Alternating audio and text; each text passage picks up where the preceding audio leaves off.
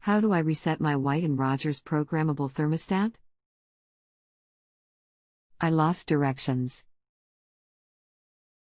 Do you have a model number of the thermostat? It's a 1F78151 programmable thermostat equals White and Rodgers. To reset that thermostat, press the up, down and time button at the same time. This will return the thermostat to factory defaults. For what it's worth, if you would like a PDF copy of the manual for this thermostat, you can get it here by following the link. It should open the manual right up.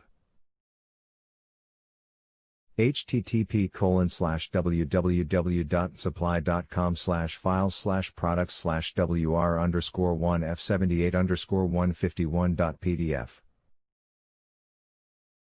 If you have a home improvement or appliance question and want to chat with an expert, now visit JustAnswer.com/YTHI.